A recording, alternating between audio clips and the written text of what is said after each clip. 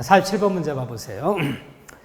X토지를 갑이 지분 3분의 2, 을이 지분 3분의 1 지분으로 등기하여 공유하면서 관리 방법에 관해서는 별도로 협의하지 않았다.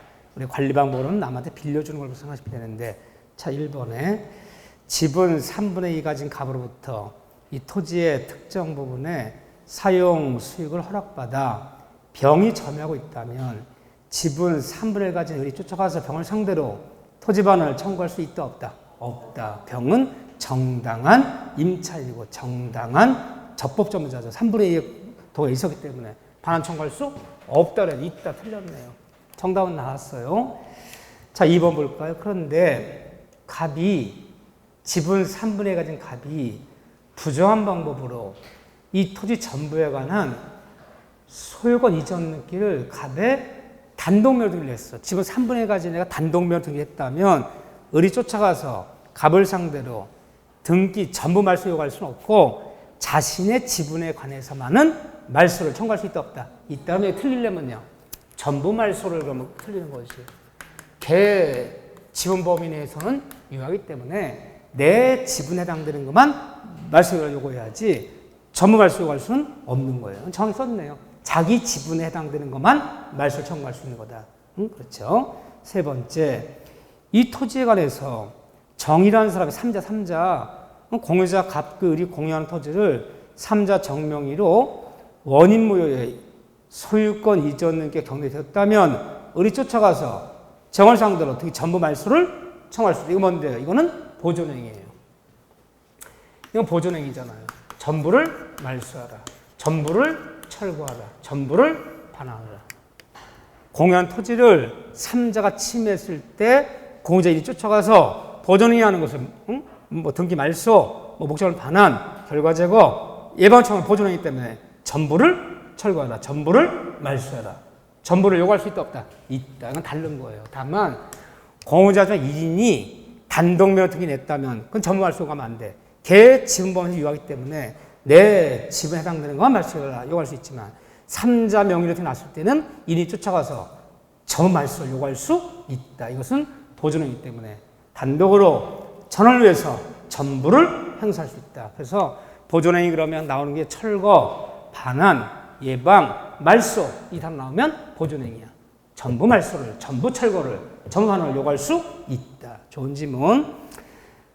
자, 4번에 무가 이런 지문들이 이제 예를 들면 정답이 좀 1번 나기의 망정이지 이게 4번, 5번 나오면요. 한 지문 한 지문 읽으면서 생각을 해야 된단 말이야. 이게 시간이 오래 걸리는 거라고 이게. 그래서 4번에 보면 무라는 사람이 이 토지 위에 무단으로 건물을 신축해서 남의 공유한테 무단으로 건물을 신축한 경우 을은 자신의 지분에 대응하는 비율, 내 지분 범위 내에서 물을 상대로 손해배상을 청구, 돈 달라는 얘기에 손해배상금을 지급하라. 부당이득금을 반환해라. 사용료를 달라. 돈 달라는 얘기는 내 지분 범위 내에서만 돈 달라고 요구할 수 있다. 맞는 지문, 틀린 지문? 맞는 지문. 이것이 뭐다? 지분권 행사. 지분권 행사는 남이야 달라든 말든 나 혼자 단독으로 돈 달라는 얘기 할 수 있지만 전부 집을 요구하는 것이 아니라 내 집에 해당되는 것만 소유권 청구할 수 있다. 좋은 지문. 돈 달라는 지분권 행사 내 지분에 해당되는 비율만.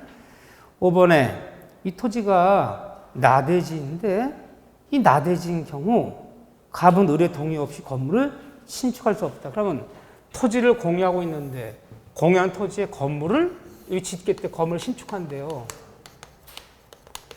이런 행위를 무슨 행위라고 그러냐면 공유물의 변경행위라고 부르는 거. 변경행위. 변경행위란 꼭 이런 얘기가 나와요. 공유하는 토지 위에 건물을 신축하고자 한다.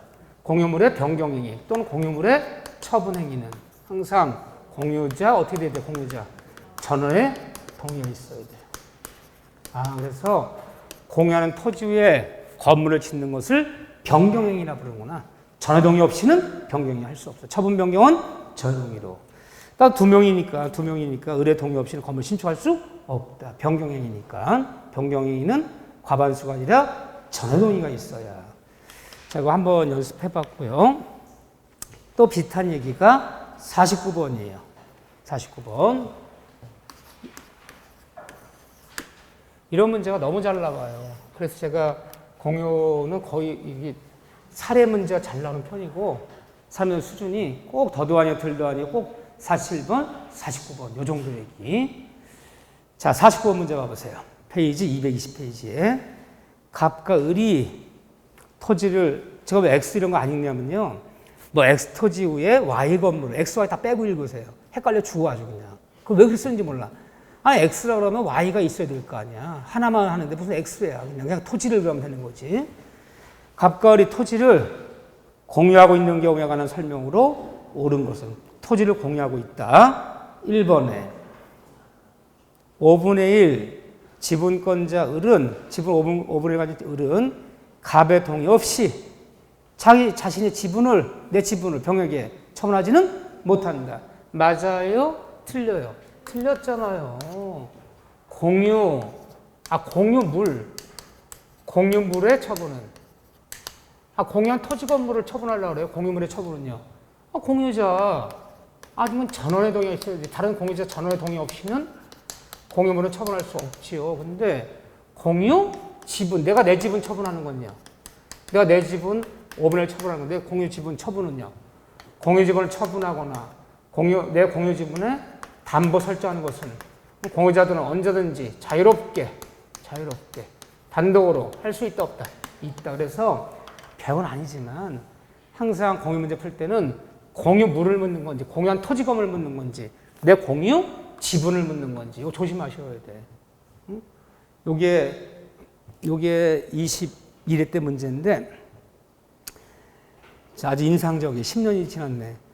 어느 그 연세 좀 있으신 아주머니께서 공부를 열심히 하셨는데 1차 한 문제 모자른데 요거 이거 복수도 안 되냐고 나한테 문의가 왔어. 왜 그랬냐 했더니 이 공유물인지 공유 지분인지를 구분 못 하신 거야 지금.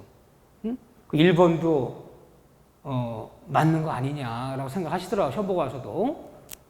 공유 지분의 처분은 자유롭게, 공유물의 처분은 다른 공유자 동의 없이는 안 된다. 이제 공유물인지 공유 지분인지를 잘 봤어야죠. 그래서 안타깝게 이거 하나 때문에 또 그런 일이 있었어요. 그래서 공유 문제 볼 때는 공유 지분인지 공유 잔지 공유물인지 항상 단어 조심하셔야 돼. 이번에 1번 틀렸어요. 자유롭게 처분할 수 있어 내 지분을. 이번에 갑이 을의 동의 없이 이 토지 전부를 병에게 매도했어. 매도했을 때 그 매매 계약 자체는 유효하다. 맞는 지문 틀린 지문? 맞는 지문. 공유자 1인이 매매계약 체결한 그 매매계약 자체는 유효하고 다만 공유자 1인이 내준 처분행위는 등기 공유자 1인이 등기를 내죠. 등기 내는 거 처분행위다. 등기는 무효이다.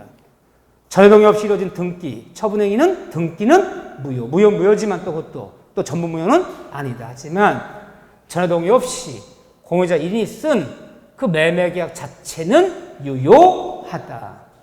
기억나시죠? 네, 잘 보셔야 돼.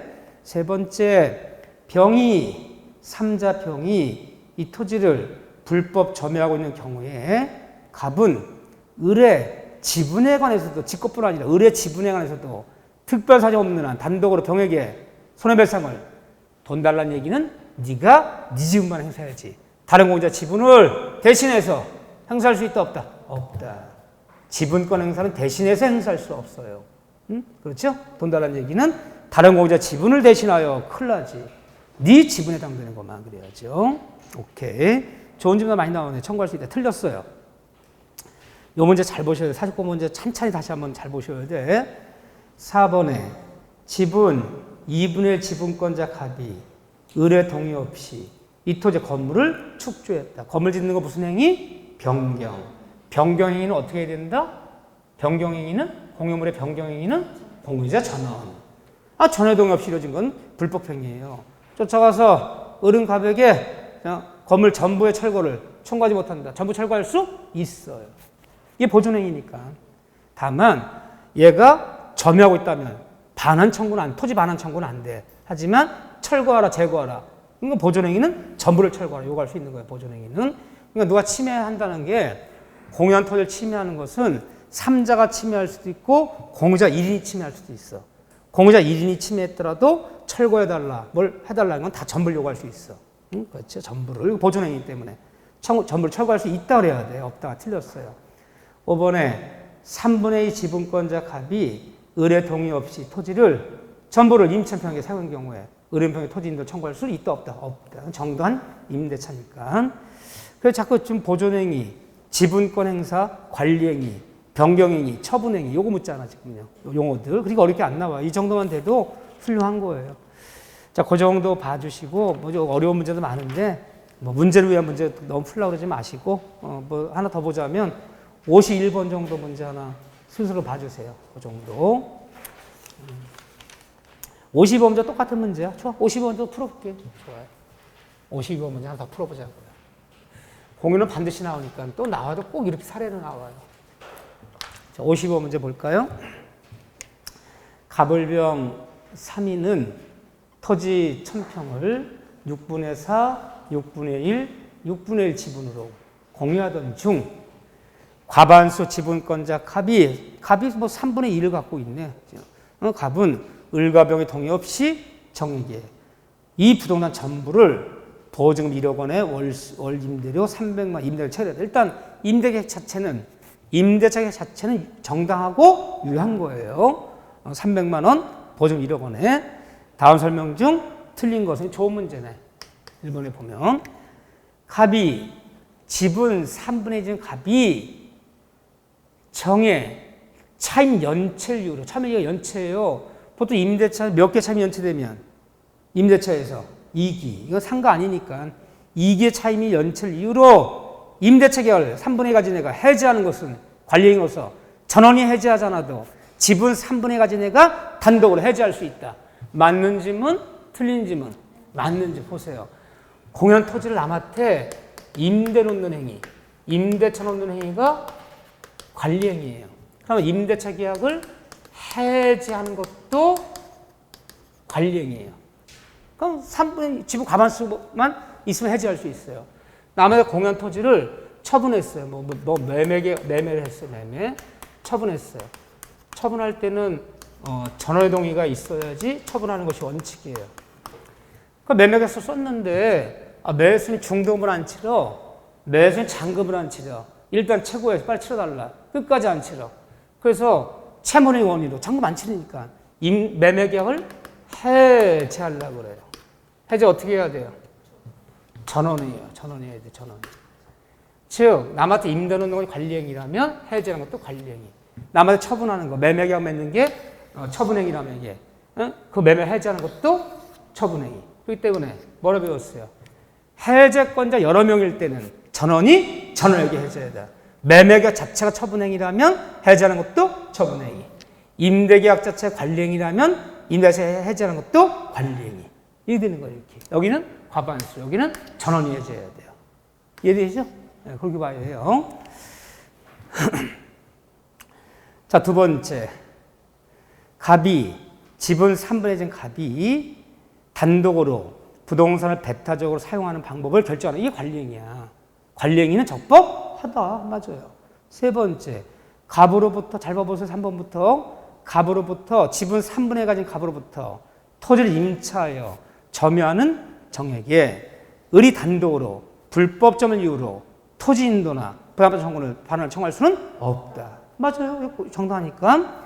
네 번째, 을은 정에게 쫓아가서 차임 상당의 부담 반환을 청구할 수는 있다 없다? 없다.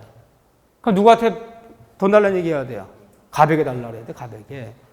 을병은 찬성을 안 하는 사람이기 때문에 정은 누구에게만? 갑에게만 차임을 지급할 의무가 있어요. 갑한테 지급하면 쫓아가서 우리 지분에 해당되는 6분의 1이니까 50만 원 달라. 라고 갑한테 요구해야 돼. 갑에게.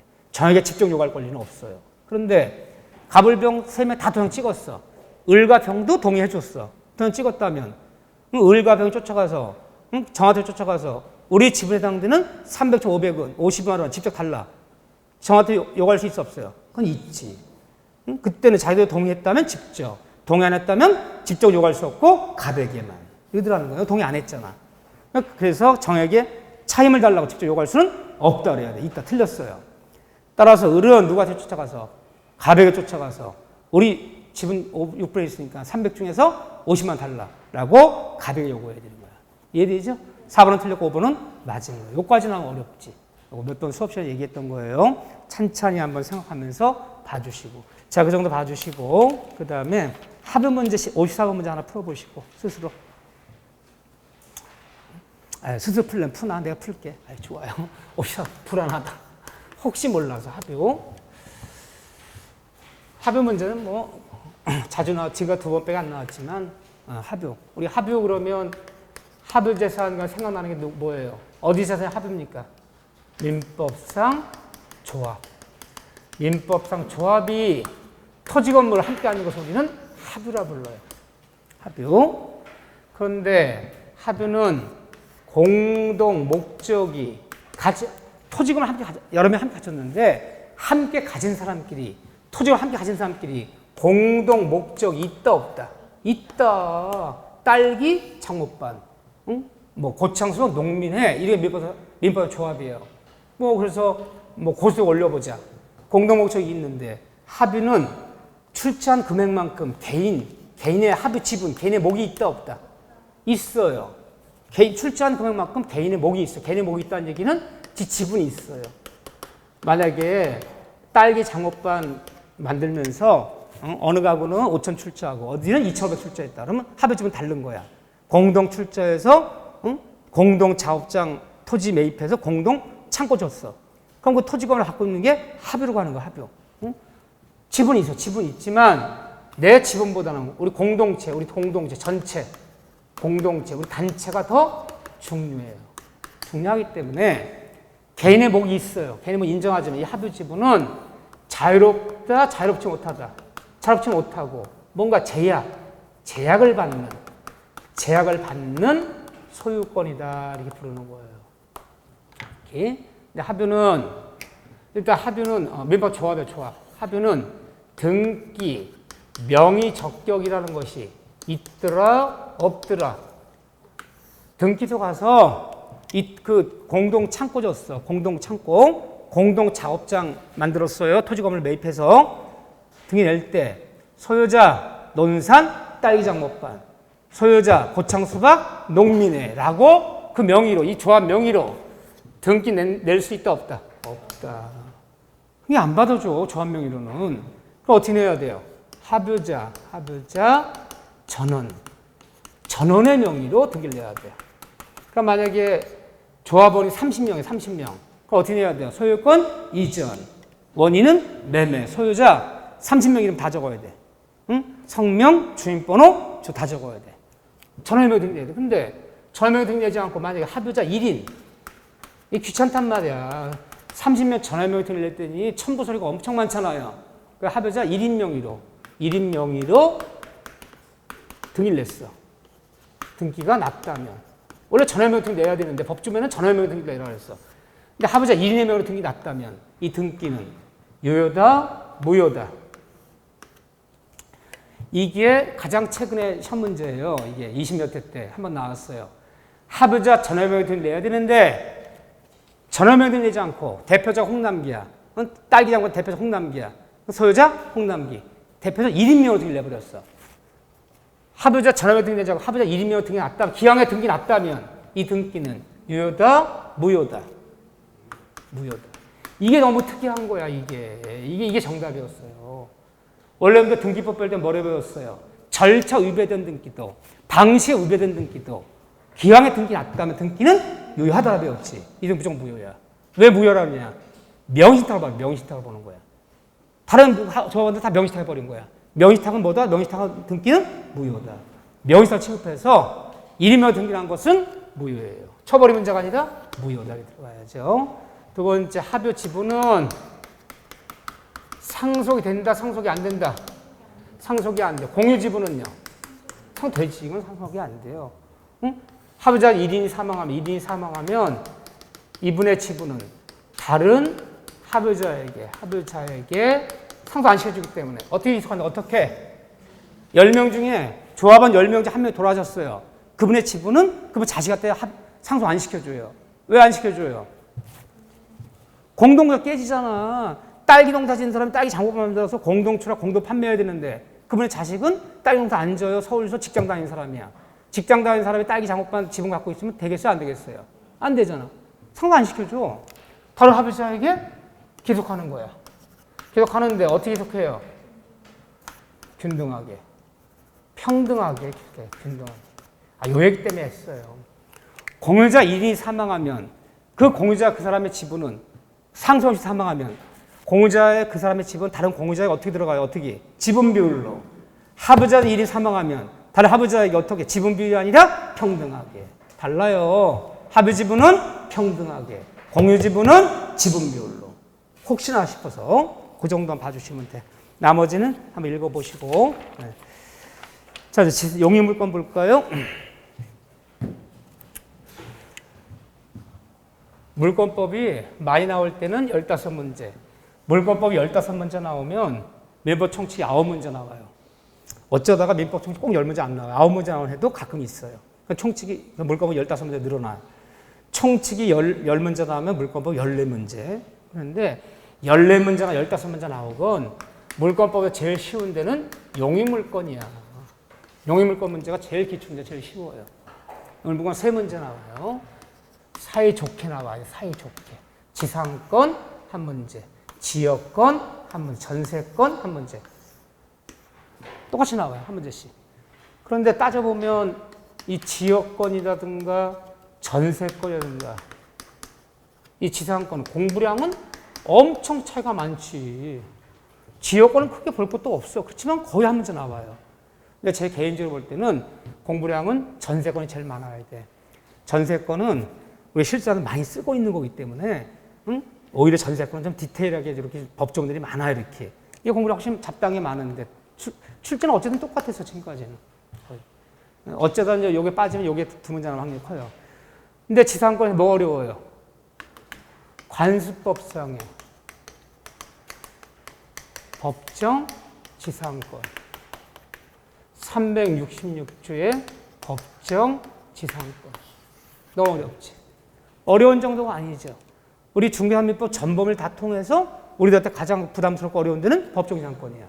여기만 피하면 나머지는 다 아주 평이에요. 그러면 법정 지상권, 특히나 이제 그 중에서 관세 법정 지상권이 어려워. 많은 판례가 있기 때문에. 여기 이건 출제 경향을 볼 줄 알아야 돼. 과거에는 이 법정 지상권 문제하고 1회부터 한 22, 3회 때까지 빠진 적이 없다 봐야 돼, 거의. 거의 뭐 빠지는 게 아주 드문 경우였어. 지금은 그렇지도 않아요. 지금 한 8년치, 23회, 24, 25, 26, 27, 28, 29, 30, 31. 9년치구나. 9년 본 시험에서 법정 지상권 4번밖에 안 나왔어. 4번 중에 2번은 관세 법정 지상권, 2번은 사회 법정 지상권. 그러니까 생각보다 요즘, 내가 이거 올해 나온다 안 나온다가 아니라 생각보다 언제부턴가 우리 중개 시험에서는 너무 전공자 수준이고 너무 어려운 부분을 묻지 않는다는 경향이 있어요. 너무 어려워할 필요 없다는 거야. 기본만 끼자. 근데 기본 이상이 나와버리면 너나 대충 찍는 거야. 대충. 그렇게 하시면 돼. 이것만 과감히 좀 뭐 패스라기보다도 과감히 아니 마지막 말면 말아라. 나오면 혹시 나오면 그 마음 가지면 편해. 이걸 연년해서 맨날 이 문제만 풀어보세요. 막상 풀었는데 시험에 나왔더니 마치가 틀려요. 얼마 짜증나. 공부를 얼마나 많이 했는데 내가. 그래서 어렵다 그러는 거야. 공부 열심히 하고 시험장에서 만나면 마치더라 그러면 어려운 게 아니야. 그거는. 열심히 해도 늘 틀릴 가능성이 있는 부분. 그런 부분은 너무 시간 투자하지 말아라. 운명에 맡기시고 쉬운 문제를 맞추자. 자, 지상권에서 뭐 남은 다 평이에요. 뭐 지상권의 뭐 법적 개념, 지료 이야기, 뭐 지상권 효력 이 정도는 다 단다시 문제야. 자, 거기 보면 일단은 3번 문제는 숙제고 저랑은 4번 문제 볼까요? 지상권이요. 토지를 빌려 쓴 지상권. 이 지상권은 279조부터 290조까지 12개 법조문이에요. 이 12개 법조문이 남의 토지를 빌려 쓰는 물건인 지상권인데 일단 지상권에 관한 법조문은 일반적으로 뭐예요? 편면적, 강행, 규정이다. 따라서 이 법을 어겨서 지상권자한테 불리한 특약은 다 뭐다? 무효이다. 일단 기본적인 성격이 그래요. 자, 봅시다. 4번에 지상권에 관한 설명으로 옳지 않은 건 첫째. 지상권 양도 금지 특약은 지상은 절대 양도하지 않기로 하자. 지상은 양도 금지 특약은 효력이 없다. 무효이다. 효력이 없다. 무효이다. 맞는지 틀린지는 맞는지. 불리한 특약은 무효. 그런데 주의할 거. 지상권 양도, 금지, 특약은 이런 특약을 받았다. 이것은 무효야. 무효이기 때문에 이런 특약이 있었더라도 지상권자는 지상권 양도 처벌할 수 있어 없어요? 있어요. 이 특약은 무효. 그런데 같은 물건이지만 전세권, 양도 또는 전세, 금지, 특약은 이 전세권 전리 양도하거나 전전세 놓지 않기로 하자. 전세권 양도금지, 전전세금 특약은 이것은 유효다 무효다? 유효하다. 이런 특약이 있다면 전전세, 전 양도할 수 없어요. 다르잖아. 같은 양도지만. 지상 양도 특약은 무효, 전세 양도 특약은 유효. 꼭 기억하셔야 돼. 네. 이건 무효. 맞네. 효력이 없다. 맞아요. 두 번째, 지상권의 전속기간이 만료로 소멸해. 만료가 뭐예요? 만료. 그 단어를 잘 보셔야 돼. 만료로 끝났다. 30년 다 꽉 채웠다는 거야. 중간에 계약기간 차기 전에 뭐 중간에 끝난 게 아니라 30년이 다 끝났어. 전세 만료로 소멸하더라도 지상물이 현존하고 있다면은 지상권자는 다시 한번 설정자한테 계약 갱신을 청구할 수 있다. 계약증 갱신해달라 청구할 수 있다. 맞아요, 틀려요? 맞아요. 계약 갱신 청구권이 있어요. 근데 지상권에서 계약 기간이 만료했을 때, 30년이 끝났을 때 지상물이 현존하고 있다면 다시 한번 지상권자 설정자한테 계약증 갱신해달라 청구할 수 있는데, 이 지상권 계약 갱신 청구권은 형성권이에요? 청구권이에요? 이것만은 청구권이에요. 여기에 특이한 거예요. 형성권이 아니에요. 우리가 물건을 배울 때 이름은 청구권이지만 무슨 분할 청구권, 무슨 증감 청구권, 무슨 매수 청구권 다 모여요. 이름들이 다 모여요. 다 형성권들이야. 형성권 행사하면 반드시 응해줘야 되는 거야. 근데 행사했을 때 응할 수도 있고 응하지 않을 수도 있는 자유가 있다면 청구권이야. 이거는 갱신 청구하면 땅 주인 설정자는 갱신에 응할 수도 있고 응하지 않을 선택권이 있어. 따라서 뭐다? 청구권이에요. 형성권 아니에요? 내가 굳이 왜 하고 왔냐면요. 물권법에서 이름만 청구권이 다 형성권들이야. 행사하면 반드시 분할, 행사하면 반드시 매수, 행사하면 반드시 증감, 행사하면 반드시 소멸 돼야 돼. 다 형성권들이야. 하여튼 제가 갱신 청구권만은 청구권이에요. 형성권이야. 응해주면 알았습니다. 응해드리지. 응하면 다시 최단 기간의 적용을 받아야 돼. 다시 몇 년 가요? 30년 가야 돼. 응해주면. 응하지 않습니다. 응하지 않으면 뭐 행사하는 거야 이제는? 갱신 못 해드립니다. 응하지 않으면요. 지상물 매청구권. 그럼 할 수 없네요. 당의 토지에 있는 지상물 매수해주세요. 시가로 매수해주세요. 행사하는 거예요. 그래서 지상권자가 땅 주인 설정자에게 지상물 매수를 청구하려면 먼저 갱신을 청구하고 이 갱신에 응해주지 않았을 때만 이 매청권이 있는 거예요. 이거 들어가야 돼요. 이렇게요. 갱신권. 청권이 형성권은 아니다. 자, 다시 읽을게요. 갱신을 청구할 수 있다. 세 번째, 지상권 설정 토지가 건물이 멸실되거나 철거 또는 개축돼도 지상권 소멸하지 않는다. 왜? 지상물과 지상권 운명같이 하지 않으니까. 계속 유지되는 거다. 네 번째, 지상권이 소멸한 때 지상권자가 지상물을 수거하고자 하는 경우 지상권 설정자는 상당 가액을 제공하면서 매수를 청구할 수 있다. 맞는 틀린지는 맞는지. 그러면 이 지상물 청구권은 물건인 지상권. 물건인 지상권에서 이 매청권 누구한테 있는 권리예요? 쌍방한테 있는 권리야. 쌍방한테. 땅 주인이 설정자가 지상권자한테 그 내 땅에 있는 지상물 철거 수거하면 뭐하냐? 내가 시가로 매수할게 라고 매수를 청구하면 지상권자는 정단이 없이 거절할 수 없어요. 지상권자 설정자한테 갱신 청구해서 응하지 않으면 매수해달라 청구할 수 있어 없어요? 있어요. 쌍음한테 인정되는 권리야. 그런데 이 지상물 청구 또 어디서 한번 들었어요? 토지에서는 지상물, 건물에서는 부속물이라 부르는 건데 토지임대차에서 임대인에게 지상매청권이 있단 말이에요. 있잖아요. 임대차에서, 토지임대차에서. 근데 토지임대차에서 지상매청권은 오로지 임차인의 권리야. 쌍밭에 있는 권리가 아니에요. 임차 맹세할 수 있는 거야. 임대인은 매청권이 없어요. 물권인 전세권, 지상권에서 매청권은 쌍밭에 있는 권리. 토지임대차, 건물임대차에서 지상매청권, 부속매청권 오로지 임차인의 권리. 쌍밭에 있는 권리가 아니에요. 임대인은 매청권이 없어요. 달라요? 같아요? 달라요. 물권에서는 쌍밭에 있는 권리. 임대차에서 오로지 임차인의 권리. 임대인은 매청권이 없다. 달라요.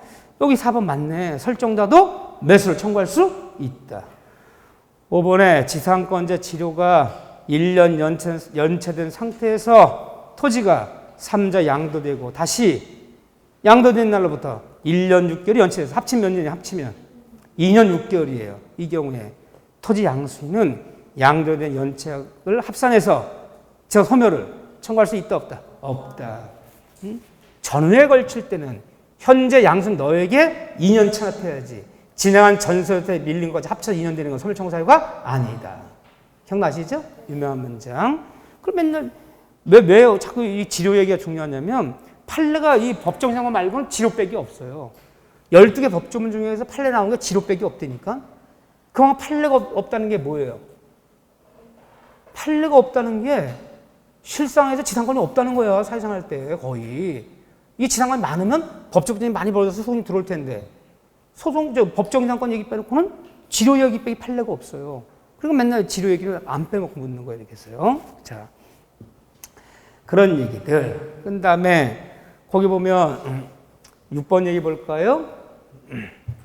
다음 중 지상권에 관하여 옳지 못한 것은 1번에 지료는 지상권의 요소가 아니며 지상권의 지료는 요소다 요소가 아니다. 요소가 아니야. 응? 지료는 정하면 내는 거고 정하지 않으면 무상이고 유상 무상은 관계없다. 지상권의 지료는 요소가 아니다. 꼭 있어야 되는 거 아니다. 토지 임대차에서는 지료가 요소다 요소가 아니다. 그 요소예요. 지료가 없는 임대차는 있을 수가 없어요. 같은 땅을 빌려도 물권인 지상권이고 토지 임차권은 채권, 임대차는 채권을 빌리는 거고 지상권에서는 지료는 요소가 아니야. 정하면 내는 거고 정하지 않으면 무상이어야 좋아. 모든 토지 임대차는 반대 뭐가 있어야 돼? 지료가 있어야 돼. 유상이어야 돼. 지료가 없으면 임대차가 아니에요. 요소다. 지상권에서는 지를 정하면 내야지. 정하지 않으면 무상해도 좋아.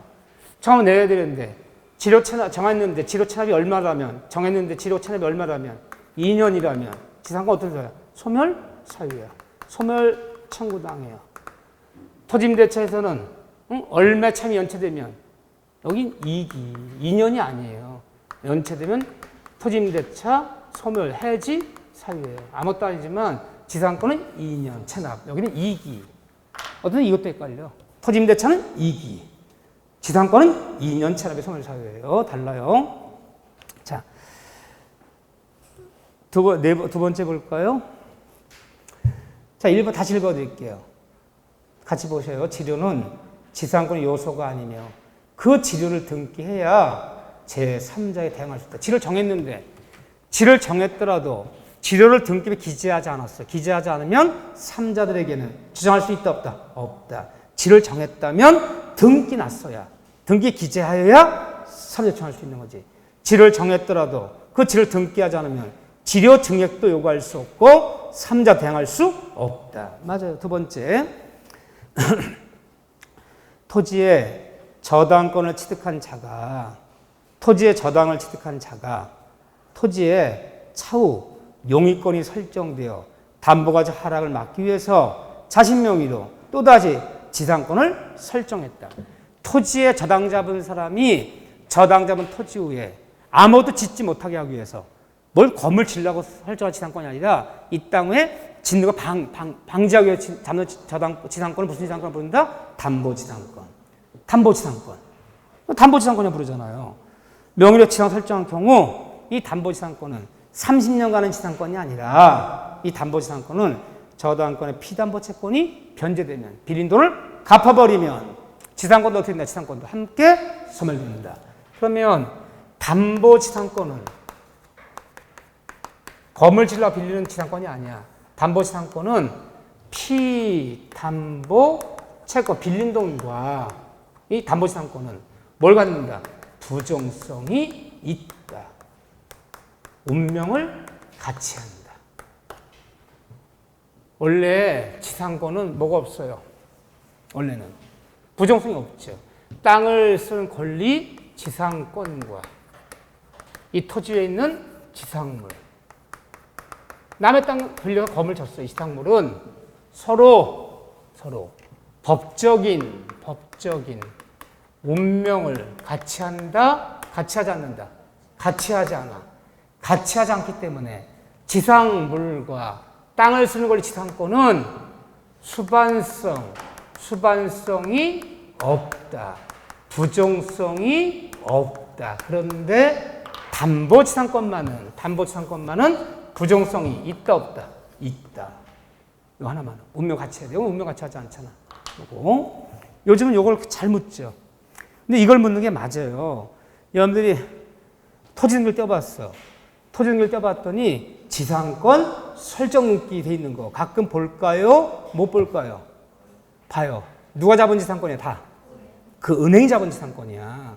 담보지상권만 보죠, 여러분들이. 저당권자 아닌 사람이 잡은 순수 지상권은 거의 없대도 과언이 아니야.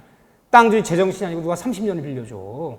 지가상권 높은 나라에서. 말이 안 되지. 그래서 여러분들이 보는 건 다 담보지상권들이에요. 그건 돈만 갚아버리면 저당도 소멸하고 지상권도 소멸하는 거지. 30년간의 지상권도 아니고, 또 담보지상권은 남의 땅 빌려 건물 짓자고 하는 지상권이 아니라 건물 못 짓게 하는 지상권이야. 오히려 반대로. 그렇죠? 이걸 보는 거지, 이게. 자, 세 번째 볼까요? 지상권자가 건물을 축조했어. 남의 지상을 살 때 건물 축조한 뒤 지상권은 유보시키고 지상권 내비두고 그 토지 위에 있는 지상물만, 건물만을 분리해서 양도할 수 있어, 없어요? 있어요. 이거 뭐가 없다라는 거야? 수반성이 없다. 땅을 쓰는 권리 지상권과 지상물 둘 중 하나만 분리양도하는 거 가능하다. 수반성이 없다. 좋은 질문. 네 번째, 법정지상권이라는 게 있죠. 법정지상권. 법정지상권이 뭐예요? 토지 소유자와 합의하지 않아도 지상권 등기하지 않아도 법률 규정에 따라 남의 토지를 30년간 사용할 수 있는 권리, 법정지상권이야. 근데 사범을 보세요. 이 법정지상권자는 지상권 취득 당시에 토지 소유자에게 등기 없이도 법정상 등기하지 않아도 당할 수는 있으나 토지 양수인에게는 법정지상권은 등기 없이는 당할 수 없다. 맞아요? 큰일 나요. 법정상 등기하지 않아도 땅 주인이 바뀌는 건 관계없어. 응?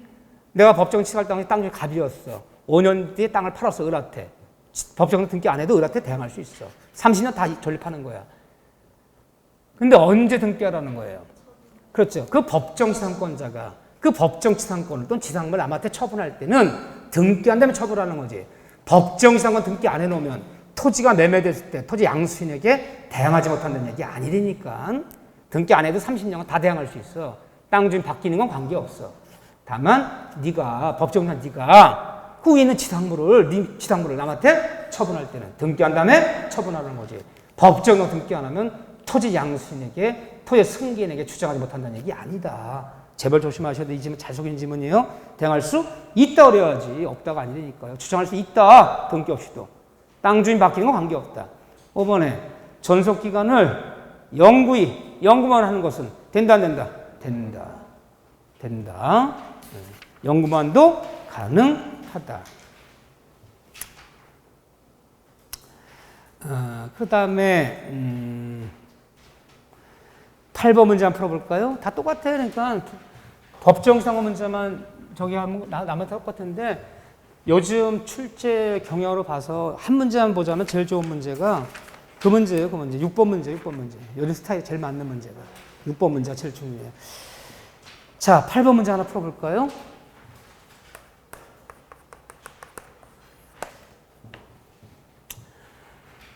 그래서 용의 물건이 제일 쉬워요. 뭐 판례가 없기 때문에 큰 사례 문제가 없어. 갑의 토지에 건물을 소유하기 위해서 을은 지상권을 설정받았다. 다음 설명 중 옳은 것은 을이 지상권자야.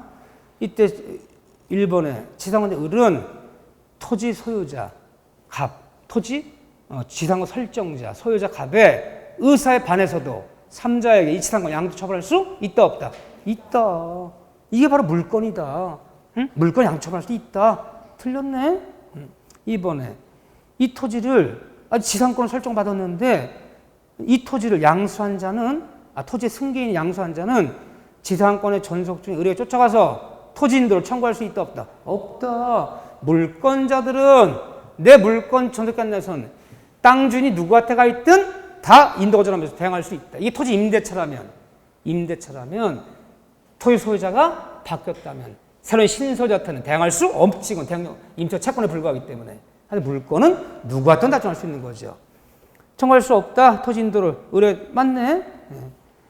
자, 그런 다음에 2번은 맞았네. 정답이네. 그건 3번에 의뢰 약정한 지료가 1년 6개월 연체했다면 소멸 이미 땡. 1년 6개월이 아니라 2년. 네 번째, 전속기간의 만료로 지상권이 소멸했다면 건물이 현존하다면 다시 한번 을은 계약갱신을 청구할 수 있다 없다? 있다. 계약갱신 청구권 있죠. 그러면 우리가 중요한 민법을 배울 때 계약이 끝나는 날 다시 한번 재계약 맺어달라. 이 갱신 청구권 제도, 다시 한번 갱신을 청구하는 제도. 이 갱신 청구 제도는 이제 몇 군데 있나요? 이제는 하나 늘었죠. 자, 지상권에서 다시 한번 갱청권제도 있어요. 지상권에 있어요. 전세권에 없어요. 지역권에 없어요. 근데 어디 있냐면 토지임대차에 있어요. 토지임대계약이 끝나는 날 임차한 토지에 지상물이 남아있다면 토지임차인은 다시 한번 토지임대인에게 갱신을 청구하고 갱신에 응해주지 않으면 지상물 매주 똑같이 가요. 근데 문제는요. 토지임대차는 이게 갱청제도가 있어요. 그런데 그냥 건물 임대차에서는요. 이 갱청제도가 없어요. 토지에만 있는 거 토지에만. 응? 토지임대차에만. 전세권 같은데 갱청제도 없어요. 등기나 우리 전세권은 등기란 걸 얘기하는 거잖아. 갱청제도 없어요. 그 다음에 특별법인 주택임대차에서 신설됐잖아. 2+2. 2년에 한해서는 갱신을 청구하면 집주인은 정당이 없이 거절할 수 없다. 주택임대차에서 상가임대차에서 모든 상가임차인들은 보증 내서 관계없이 최초 계약일부터 10년까지 갱신 청구할 수 있죠. 그러면 몇 군데야? 4군데네. 지상권, 토지임대차, 주택임대차, 상가임대 여기 말고는 갱청제도 없어요. 많을 것 같지만 이런 데 없어. 기억해 주셔야 돼. 아무 데나 갱청하는 거 아니에요? 4군데만, 4군데. 그래요. 5번 질문 봐볼까요? 5번 질문. 지상권의 전속기간을 정하지 않았다면 갑은 언제든지 지상 소멸을 청구할 수 있다. 왜 틀렸어요? 지상권에서 계약기간을 정하지 않았다면 지상물의 종류에 따라 30년, 10년 가는 것이지. 정하지 않다 언제 소멸 통할 수 있는 거 아니잖아. 이게 토지임대차라든가 일반 건물임대차는요. 계약을 정하지 않았다면 언제 해지 통과할 수 있지. 전세권도 계약을 정하지 않았다면 언제든지 소멸 통과할 수 있지. 하지만 지상권은 지상 종류에 따라 무조건 최단계를 처분받기 때문에 정하지 않았다면 지상물의 종류에 따라 30년, 15년 가는 것이지. 언제든지 소멸 청구할 수 있다는 얘기가 아니에요. 지상권은. 이게 전세권 얘기 같으면요. 전세 등기 난 전세권은 계약을 정하지 않은 전세권은 양쌍방 언제든지 전세 소멸을 청구할 수 있다. 나가세요라 청구하면 6개월. 나간다 청구하면 6개월만 지나면 소멸한다. 토지임대차, 건물임대차에서도 계약을 정하지 않았다면 나가라 청구하면 해지 통과하면 6개월. 나간다라면 1개월. 근데 지상권은 그게 없잖아요. 계약을 정하지 않았더라도 최단기적으로 받는 거야. 30년, 15년. 제공 종류에 따라서. 오케이. 조심하셔야 돼. 자, 요 8번 문제 다시 한번 좀 연습해 주시고. 10번 문제 숙제예요, 숙제. 자, 크게 풀어볼 것도 없어요. 그런 다음에 분묘기지권 문제를 하나 수정해야죠. 14번 문제가 이제 수정돼야 돼. 자, 14번 문제가 이제 수정돼야 되는데, 자, 산소짜리요. 뭐 산소짜리 어려울 거 아무것도 없어. 그렇죠. 그렇지만 뭐 산소짜리 뭐 큰 내용 없잖아요. 그렇지만 의외로 잘 나온다, 잘 안 나온다. 중개합법 2차 문제건 민법 문제건 오히려 잘 나와요. 최근은 굳이 말하자면, 굳이 빗대 얘기하면요, 법정 지상권보다 훨씬 잘 나왔어. 그게 맞아. 산소짜리는 자꾸 질문 받거든. 응? 근데 아무도 나한테 법정에서 묻는 사람은 없어. 근데 산소는 잘 물어요. 임야를 매매하는데 산소 어떻게 할까? 임야가 경매 나왔는데 산소가 2개가 있는데 내 경매학교 완납한 산소를 이장시켜서 있는 건지 없는 건지, 남의 땅에 산소가 있는데 중개사님이 산소 세월도 오래됐는데 파낼 수 있는 거니 없는 거니, 오히려 산소는 자꾸 물어요. 이런 걸 물어야 된다는 거야. 나는 중개 업무를 볼 때 질문 받을 수 있는 것들, 그런 걸 자꾸 물어야지. 우리가 뭐 이론 배우는 법대학생이 아닌데 이론을 위한 이론을 배울 필요는 뭐가 있어. 그렇죠? 이런 거. 분묘지권은 뭘 인정하는 거다? 관습법. 관습 인정하는 거다. 또 분묘지권은 뭐 하잖아도, 등기하잖아도 인정되는 거다. 그 남의 땅에 내가 내 땅에 산소 있을 때는 문제 안 돼요. 내가 내 땅에 산소 있는데 무슨 분묘지권이야. 남의 땅에 산소가 있을 때 분묘지권이 문제되는 거죠. 그래서 남의 땅에서 분묘지권을 취득했다면 남의 땅 산소 쓸 수 있는 권리를 취득했다면 그 전속기간은, 몇 년 쓸 수 있는 거냐, 남의 땅 산소를. 그 전속기간은 지상권의 전속기간을 준용하여. 전속기간을 준용하여. 맞아요? 틀려요? 대표적으로 틀리는 거야. 지상권의 전속기간 정한다면 몇 년? 30년 후에 파내라는 거잖아, 지금. 산소를 잘 유지 관리하면 100년도, 200년도 갈 수 있는 거지. 지상권의 전속을 적용한다면 30년, 15년 만에 이장하라는 거잖아요. 적용하지 않아요? 또 분묘지권도 장사 등에 관한 이 장사법, 이 장사 등에 관한 법률, 이 장사법이라고 부르죠. 이 장사 등에 관한 법, 장사법을, 이 특별법을, 이 2001년에 신설됐잖아. 분묘지권도 이 장사법이라는 특별법을 적용받아야 돼요? 적용받지 않습니까? 받지 않아요. 이걸 적용받으면 관습법이 아니야. 특별법 들어온 거야. 이걸 적용받으면 분묘 한 기당 몇 제곱미터 초과하지 말라 그러잖아요. 근데 우리는 산소를 옛날에 이거 법 제정되기 전에 썼어. 200평 산소짜리가 애들이 성묘 가면 볼 갖고 가. 거기서 산소에서 볼 차고 와. 얼마나 넓은지. 다 쓰는 거지. 장사법 적용받으면 그 제곱미터를 줄이라는 거잖아요. 적용받지 않아요. 요게 포인트야. 분묘지권은 관습이 인정되기 때문에 이 장사법에도 하는 적용을 받지 않는다. 하여튼 분묘지권은 인정되려면 공시는 해줘야 돼, 안 해줘야 돼? 공시. 해줘야 돼. 이 공시가 안 되면 물건이 아니야. 어떻게 공시하는 게 이게 산자를 인정하려면요. 등기는 공시가 아니잖아, 지금. 등기 안 받으니까 봉본이 있어야 되는 거야. 이게 공시야. 남들이 볼 때, 멀리서 볼 때 산소야 저거 알아볼 수 있어야 돼. 그래서 인정해. 따라서 봉본이 없는 평장에 뭐 평장. 봉본 안 만들어, 평장. 산자 인정받아 못 받아요? 이거 수리면 못 받아, 이거. 응? 가묘. 시신이 안치가 안 되는 가묘. 미리 만들어 놨어. 이거 안 돼. 20년 지나도 안 돼요. 그 다음에 암장. 암장한 건 안 돼. 몰래 갖다 쓴 건 안 돼요. 이거는 인정이 안 돼요. 이 산소는 유지해야 되고. 자, 봅시다. 1번을 보세요. 토지 소유자의 승낙 없이 분묘를 설치한 후 남의 땅 20년간 평온하고 공연하게 분묘기지를 점유한 자는 이 분묘기지의 소유권을 시효 취득한다. 뭐가 틀렸어요? 소유권을. 산소짜리도 남의 땅에 쓴 산소도 공연하고 평온하게 몇 년 지나면 20년 지나면 시효 취득할 수 있어 없어요? 있더라도 얻는 것은 뭐다? 사용권. 소유권이 아니다. 잘 속여 이거. 왜 소유권 못 얻죠? 타주기 때문에. 자주점유가 아니기 때문에 있는 그대로 사용권만 얻는 거예요. 소유권을 취득하여. 잘 속이는 문장이 틀렸어요. 두 번째, 타인 토지의 분묘를 설치 소유한 자에게는 그 토지에 대한 소유사가 추정된다. 자주점유가 추정된다. 땡. 뭐다? 타주다. 타주기 때문에 사용권 얻는 거야. 자주점유로 추정되면 소유권 얻는 거지. 소유권이거든. 응? 그래서 그 판례가 타인의 토지에 분묘를 설치한 자들은 특별한 사정이 없는 한 자주가 아니라 타주다 그래야죠. 세 번째, 등기는 분묘지권의 취등 요건이 맞아 틀려요? 틀렸어요. 등기 요건이 아니에요. 등기 낼 수도 없어. 등기소 가서 분묘지권 설정 등기 해주세요라고 신청하면 등기하니까 빨리 집에 가시래. 등기 대상이 아니니까. 낼 수도 없어요.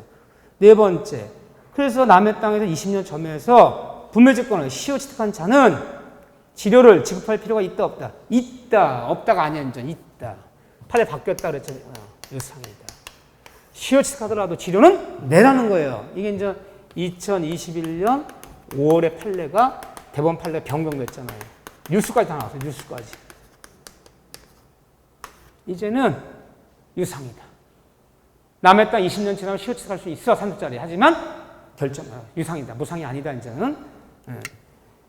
5번에 전속기는 약정이 없는 분묘지권의 전속기는 몇 년이다?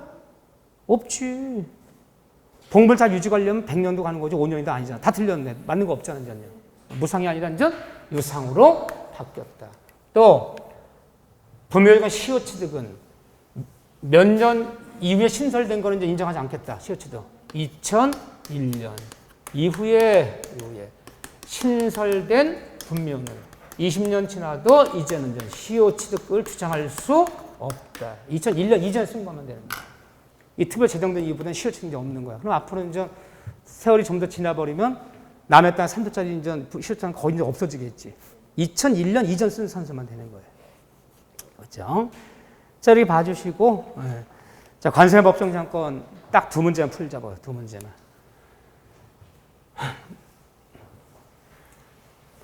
사실은 이 지상권이 이 법정지상권 문제 나오면 우리가 지금 공부한 이거 다 안 나오는 거야. 세 문제, 두 문제 낼 수는 없거든. 그래서 법정지상권이 안 나오면 산소짜리 분묘지권 아니면 지상권의 지료 이야기 아니면 담보지상권에 관련되는 거 요거. 근데 이게 나올 확률이 더 커요. 자, 15문제 볼까요? 근데 여긴 또 문제 엄청 많아. 또 난리가 났어. 뭐 문제 이것뿐 아니라 뭐 다른 시험들. 제가 늘 얘기하지만 상대평가 시험들은 이런 데가 이제 당락을 좌우하기 때문에 문제수가 많을 수밖에 없어요. 고난이도 문제들. 지금 우리는 15문제 한번 볼까요? 자, 말로 한번 해볼게요. 관세의 법정지상권 읽어가면서요. 틀린 거 첫째.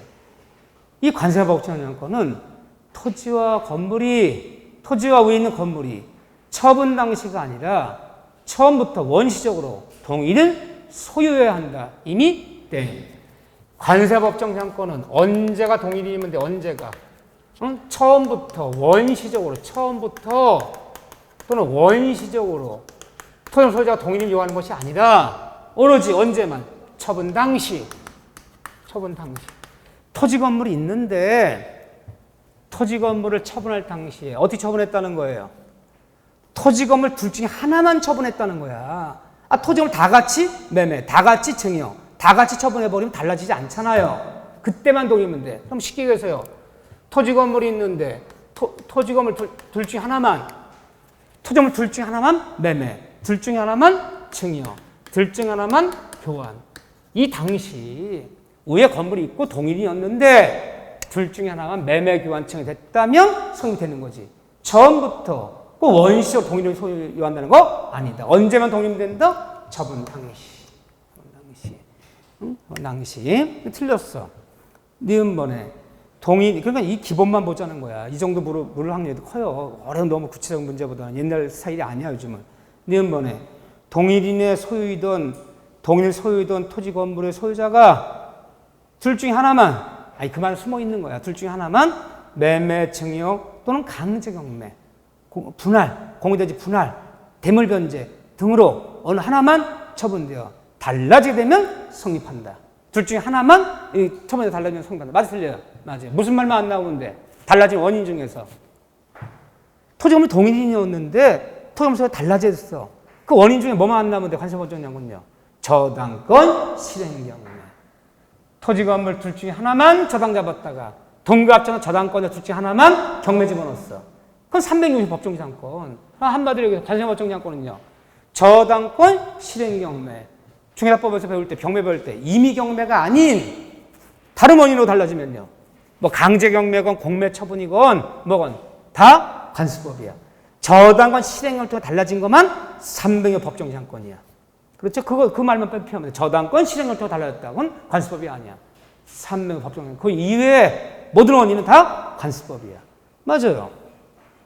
디귿에 동일인 소유의 토지와 건물 중 동일인 소유라고 나오잖아. 동일인 소유 토지 건물 중 하나만, 둘 중에 하나만 매매하면서 당사자 특약이 있거나 건물 철거하는 약정이 있는 경우에는 관세법정지상권은 취득할 수 없다. 맞아, 틀려요? 맞아요.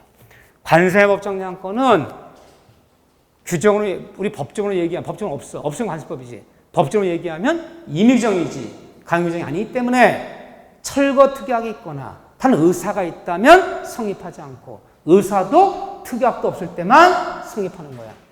그럼 관세법정지상권은 특약과 의사로 배제할 수 있어 없어요? 있어요. 이것이 뭐라 한다는 점이야? 저당권 실행을 통해 달라지는 300 법정지상권은 강행규정. 특약으로 배제할 수 없어요. 관세법정지상권은 특약으로 배제할 수 있다. 그렇죠. 이게 중요한 얘기죠.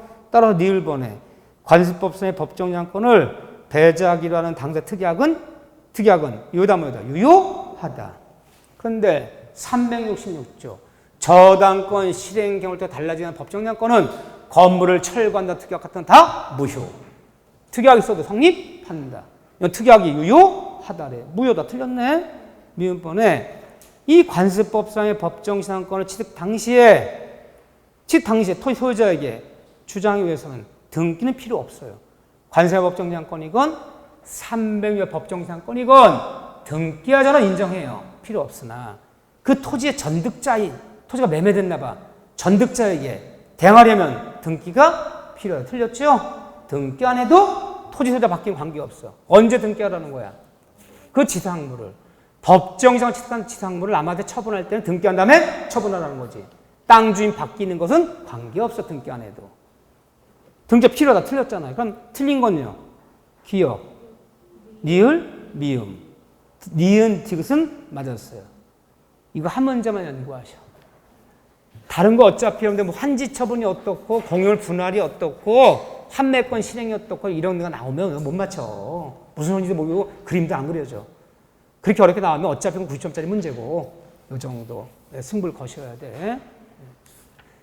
자, 여기까지 하고 오늘은 마치겠습니다. 관세법정지상권 꼭 봐주고 다음 시간에는 다음 주에 지역권 같은 거 파트를 보겠습니다. 자, 여러분들 수고하셨습니다.